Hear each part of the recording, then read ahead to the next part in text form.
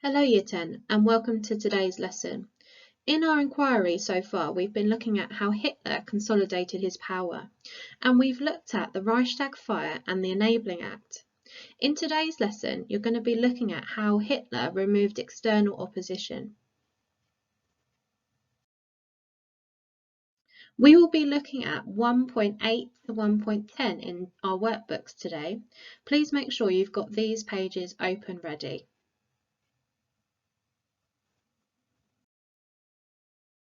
Removing external opposition.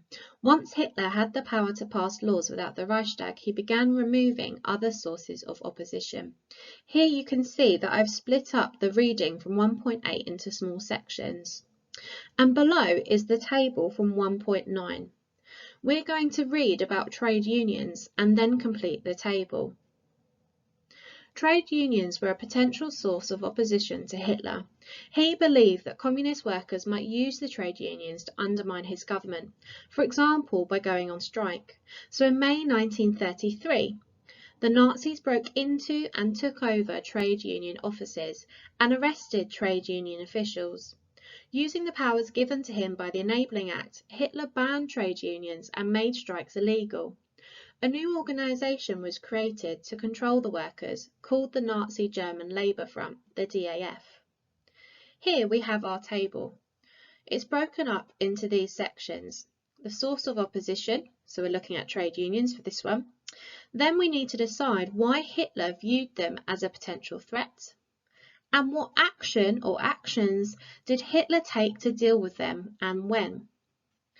Pause the video now if you'd like to complete this on your own, or continue watching for a model.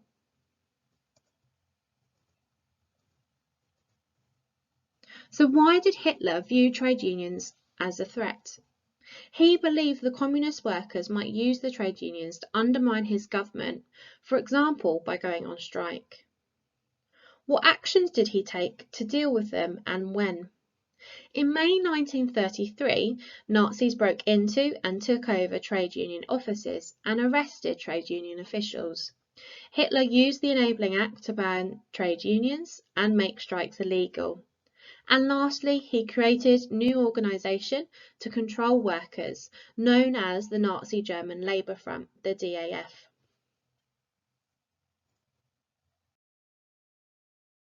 Okay, so we're going to continue with the same practice, now looking at political parties. Have a read of this one for yourself. Pause the video and press play when you want to see the answers.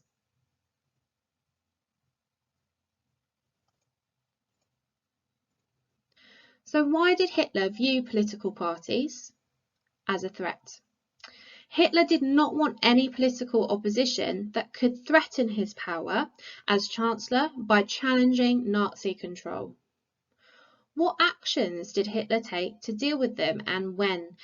In May 1933, Nazi stormtroopers entered the offices of the Social Democratic and Communist parties and destroyed their newspapers, confiscated their funds, took over their headquarters and their property.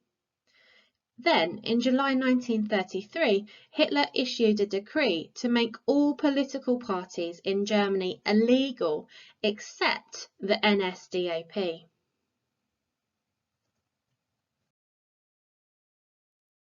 Now we're going to look at the Länder parliaments. Press pause and have a read of the information, and press play when you'd like to look at the completed table.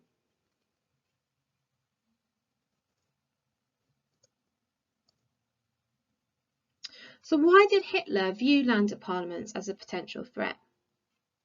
Hitler could not control the 18 Länder parliaments.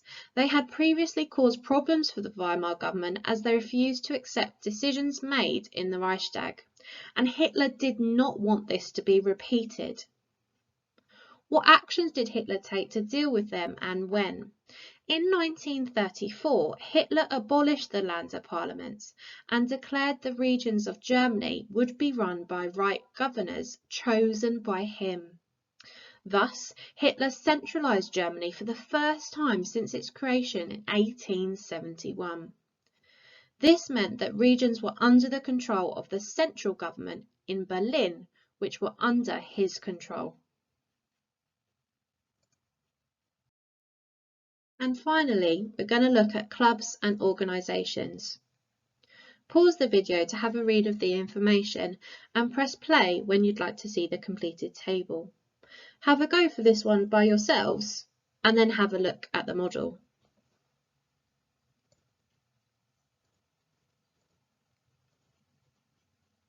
So why did Hitler view clubs and organisations as a potential threat? The Nazis and Hitler needed to control all aspects of everyday life in Germany to stop the threat of any opposition rising. What actions did Hitler take to deal with them and when? The policy of Gleichschaltung, which means coordination, is whenever even a small group of people got together, it would be under the watchful eye of a Nazi. And secondly, all groups and clubs were made to elect a Nazi leader. This meant it was impossible to gather for honest discussion of the Nazi regime or to plan any opposition.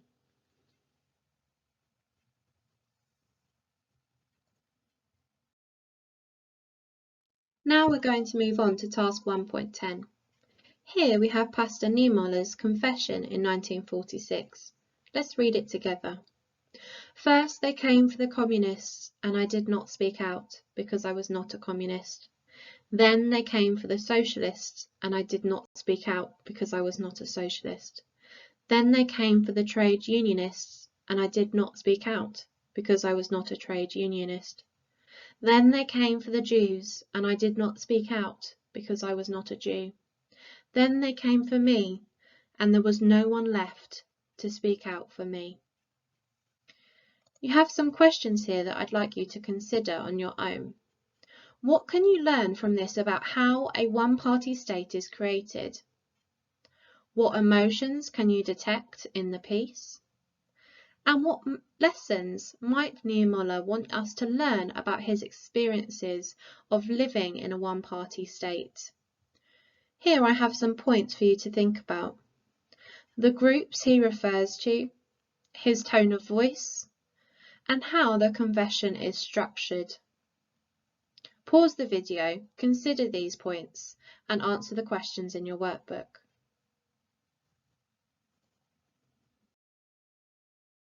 Now we're moving on to our final activity in today's lesson, the Test Your Knowledge Quiz 1.11.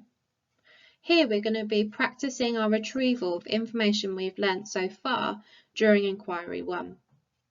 Read the questions and answer them as best as you can, and then press play to see the answers. Number 1. Name one weakness of Hitler's position as Chancellor at the start of 1933. We have several weaknesses that you could have mentioned here. Hitler still had to obey the rules of the Constitution. The Nazis did not have the majority in the Reichstag. And also Hindenburg's powers as president meant that he could dismiss the Chancellor at any point. Number 2.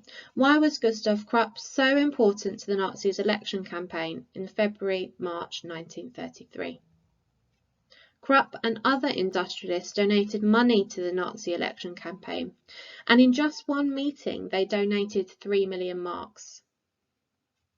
Who was Marinus van der Lubbe? He was the young Dutch communist who started the Reichstag fire. Number 4. In the March 1933 election, the Nazis regained the support of which group in society? It was the middle classes. Number 5. Name 2 ways the Nazis used the emergency decree during the February-March 1933 election campaign. First way was that they used the police to ban communist meetings, ransack their homes, and to close down their newspapers. And the second way was to use the police to imprison the communists in concentration camps and to even execute them. Now we're going to look at questions 6 to 10. If you haven't already completed these, then pause the video now and press play when you're ready to see the answers. Question 6. Name 2 ways Hitler got the Enabling Act passed by the Reichstag.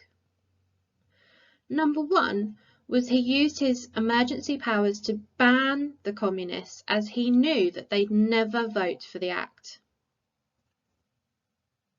Number 2, he used the SA to intimidate the Reichstag members as they entered the chambers.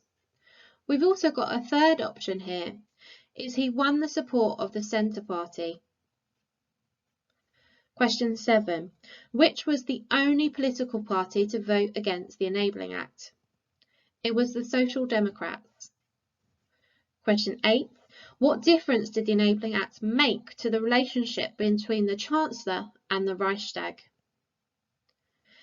The Chancellor did not need the support of the Reichstag to make new laws. This meant that the Reichstag was impotent. It no longer had a function or a purpose. And also the Chancellor, Hitler, had full control and power. Question 9. Name 2 actions that Hitler and the Nazis took against other political parties after the Enabling Act. Option 1. Nazi stormtroopers entered the offices of the SDP and KPD, and they destroyed their newspapers, confiscated their funds, and took over headquarters and their property. And number 2, in July 1933, there was a decree to make all political parties in Germany illegal made by Hitler except the NSDAP. And finally, question 10.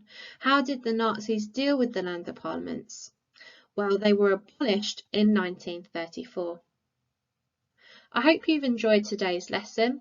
Please feel free to go back to any points during this video if you missed anything, and make sure that you've completed all the relevant work during this section of the workbook, Removing External Opposition. Thank you for watching.